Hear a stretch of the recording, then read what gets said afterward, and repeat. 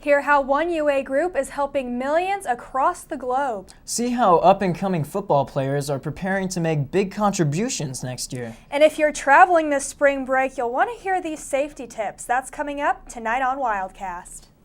Live from the University of Arizona UATV studio, this is Wildcast.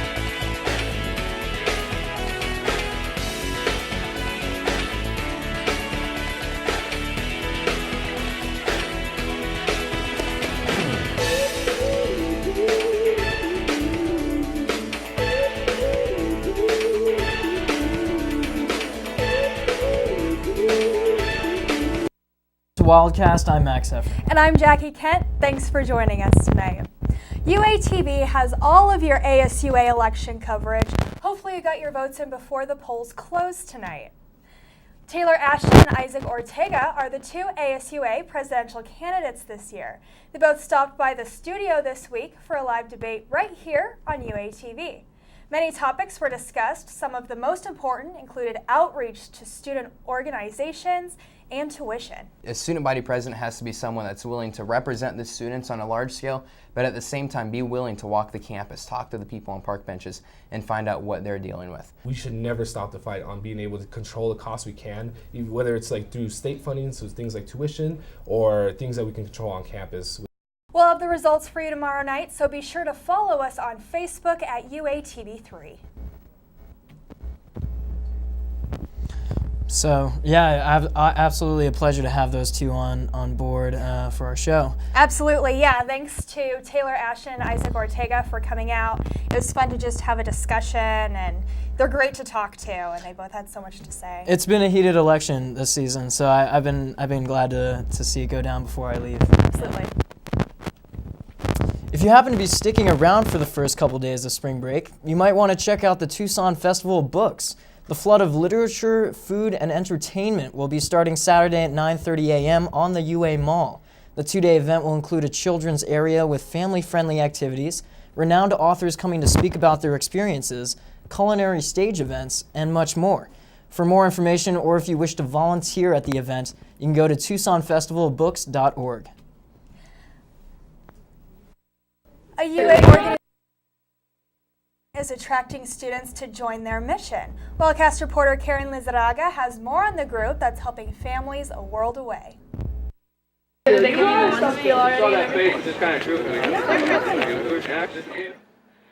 One is a non-granted making organization which raises public awareness and works with political leaders to combat AIDS and preventable diseases, increase investments in agriculture and nutrition, and demand greater transparency in poverty-fighting programs.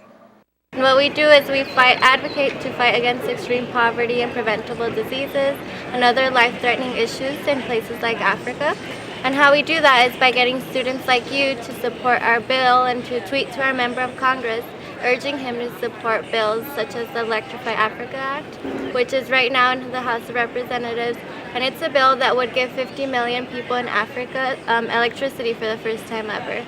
One, unlike many other organizations, does not ask for money, but only for your voices to be heard. They push governments to shape policy solutions that save and improve millions of lives. I feel it's very important that we help others that don't have a voice and give our voice for them. And so it's a great opportunity for anyone that loves like global health type stuff, public health, agriculture, engineers. So it pretty much ties in with anything everyone does.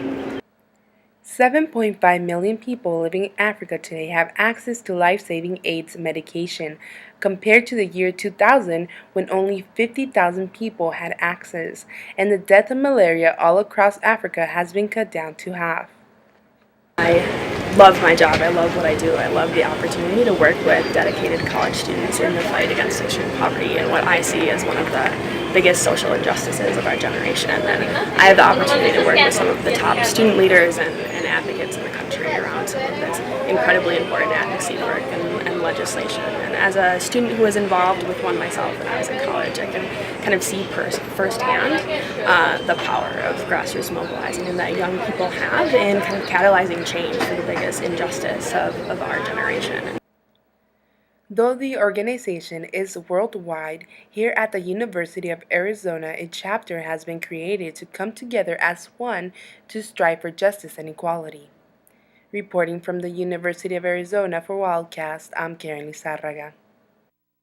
The U of A is currently looking for someone to fill the university's senior vice president for research position. 2 public forums were held last week to involve U of A students and employees in the selection process. 3 candidates are up for the position, and university officials hope these forums will aid in the decision-making process. Interview participants are provided feedback slips. That she wants major input from everybody on campus. Participants are provided feedback slips at the end of each forum. University officials intend on referencing these slips when making their final decision for filling the position. University officials have yet to announce when the 3rd and final candidate will be visiting. President Ann Weaver Hart plans on having the senior VP for research position filled by July 1st at the latest. After the break, hear how the football team is already hard at work as they prepare for next season. Hi, Stephen Hasselhoff, the Hawk. Get Hawk with UATV. Stay tuned. Don't change the dial.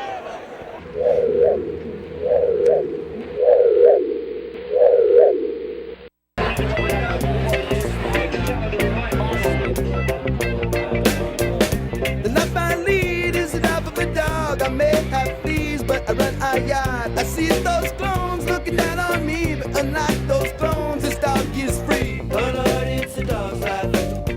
Oh Lord, it's a dog's life, dog's life. Oh Lord, it's a dog's life. UATV 3 UATV 3 When I turn on the TV, I turn it to channel 3, cause they got all the greatest shows that I've been waiting to see. It's entertaining to me, cause it's pertaining to me and all the other Wildcats in the student body. We're broadcasting live to all the residence halls, so all y'all's in the halls, turn your TVs on to channel 3 for Sheezy, so you can see me and all the other happy people down at UATV 3. Hello and welcome back. The sunny skies and warm weather have been a nice change from the cold winds we've had the past weekend. We'll turn over now to weather reporter Shay Sorensen to see if the sunshine is here to stay. Shay. Good evening, Wildcats. Today we reached a high of 78 degrees and the breezy conditions should subside as we head into Wednesday. The high tomorrow will be 77 with sunny conditions and some high clouds. The rest of the week will be in the mid to upper 70s with clear skies. As we head into this upcoming weekend, it will be in the upper 70s to low 80s. It looks like the perfect weather conditions for the Tucson Festival of Books. For those of you traveling to California for spring break, it looks like it will be sunny the whole week and with temps in the mid to upper 70s. Another spring break hotspot is Mexico, and it looks like there will be partly cloudy skies this weekend, but that should clear up by Monday. Wherever you go for spring break, be safe and have a good time. That is all I have for you, Wildcats, and I'll see you next time. UAPD asks for your help in identifying a man suspected of stealing from an on-campus building. They say the suspect, pictured on your screen right there, illegally entered the UA Management and Recycling compound early yesterday morning and burglarized the property. Security photos show he wore a light-colored fleece hoodie, a leather-like vest, loose jeans, and dark Nike shoes.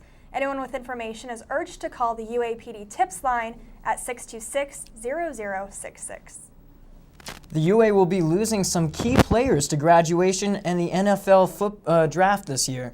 To fill this void, there are new talented prospects coming up. Wildcast reporter Riley Brown has more on the players we should look for next season. Coming off of a 7-5 season with a win in the Advocare Independence Bowl in 2013, the Arizona Wildcats went back out on the practice field this week for the start of spring football. With the loss of key players Kadeem Carey, Marquise Flowers, Shaq Richardson, and senior quarterback BJ Denker, the Cats are looking forward to a rebuilding season and growing as a young team. Going from last year, I didn't really know the playbook as much as I could. Being a freshman now, I'm just trying to learn it as much as I can, trying to help the team out as much as I can. With the 28th ranked recruiting class in the nation and many players stepping into newly open leadership positions, the players and coaches are clear with their expectations for next season. This team plays hard and no woes, just comes out and tries to hit you in the mouth every play. As only a sophomore, the expectations for Scooby and his defense are huge this year, and even more so now that he gets to take over senior linebacker Jake Fisher's number 33. I've worn 33 my whole life since I was a sophomore and playing 6 years old. Then it was my dad's number in college, and then just might as well just keep on wearing it. My birthday was Philip Anthony Wright III, and then that sounds pretty, I don't know. I just got confused with my dad and my grandpa growing up, just Phil and Philip. And then ever since I was little, I got dubbed as Scooby. Just never looked back. Unfortunately, football fans, there's still 4 months until we get to see our Wildcats in action, but be excited for a season of new faces and elevated play. Get ready to flip the switch in the home opener against UNLV on August 29th. Reporting from Kendall Field and St. Kitts Stadium for Wildcast, I'm Riley Brown. While football is prepping for next year, the basketball team is still shooting for the win. We'll turn over now to sports reporter Chelsea Moe to get an update on how the Wildcats are doing. Chelsea. Hello Wildcats! Number 7 Arizona softball completed its participation at the Judy Garman Classic by defeating San Jose State 8-1 on Sunday in Fullerton, California. Haley Wilson went 2 for 3 with a pair of RBI, including an RBI triple in the 4th inning. Arizona women's tennis knocked off number 28 Washington. Your AZ Cats are 1-0 in Pac-12 play. The United States Basketball Writers Association announced its annual district honors. They had head coach Sean Miller taking Coach of the Year honors, junior Nick Johnson claiming Player of the Year award from our district, and freshman Aaron Gordon joining Johnson on the all-district team. Arizona is one of 3 schools nationally to have both its districts Coach of the Year and Player of the Year. That's all in sports, and have a great and safe spring break. Back to you. With spring break rapidly approaching, many students are finalizing their travel plans and packing their swimsuits. Wildcast reporter Chelsea Hemphill has some quick safety tips to make sure your trip goes smoothly. According to the Travel Channel and DoSomething.org, Daytona Beach and Las Vegas are the number 1 and the number 2 travel destination for spring break participants. Over 1.5 million students go on spring break every year and spend over $1 billion during this time. The Spring Break Safety Fair exposed some simple tips that students can use when going on spring break. If we're going to go to Mexico, knowing our limitations, knowing the legal drinking age, understanding that your cell phone's not going to work there unless you pay for that service, and then just, also traveling in groups, taking care of each other, and knowing your own limitations. It is especially important to remember to stay safe if you are going to visit places such as Cabo, San Lucas, Cancun, and Rocky Point. These spring break hotspots are in Mexico, and according to Stratford Global Intelligence, the threats from cartels and local gangs are high during this time. Students should be aware of the high crime rate around them and should do research on the documented phenomena that happen, such as cartel men setting up roadblocks disguised as government troops, or random kidnappings. I've heard about stories about needles being sand, and you have that kind of stuff that we don't really want to deal with anymore. When you get an accidental needle stick, that causes very much an undue burden on the individual. They now have to go through vigorous tests, and they have to go through antivirals and stuff that, it's a very avoidable situation. Being aware of your surroundings is really what is the key to it, though. Knowing where you're at, knowing what's going on, and not consuming to the point where you black out and you're having to hope that someone's going to take care of you, because honestly, that's when you're going to find out that someone that might not always be there to take care of you, and you're going to be on your own, and that's when accidents happen on a regular basis. Some major tips that Sergeant Barrera pointed out were that we should keep a specific amount of cash on us to keep better track of it, and that we should keep our personal belongings such as laptops and cameras inside a safe in our hotel room. He also said to travel in groups to make sure nobody gets lost from the group. This way we'll have a more enjoyable spring break. And I think one of the important things too is just always knowing where you're going to be at certain times, so that way when you meet up there and they're late by an hour or something, that why are they late. Students should also be aware of the law enforced by local authorities if traveling domestically or out of the country. Reporting at the University of Arizona Mall for Wildcast, I'm Chelsea Hemphill.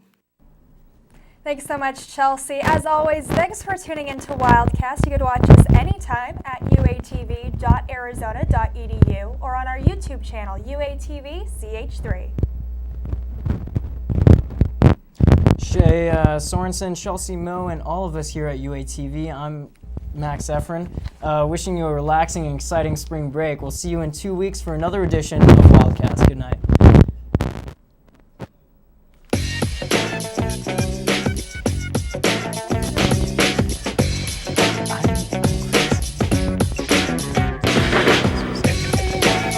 No idea.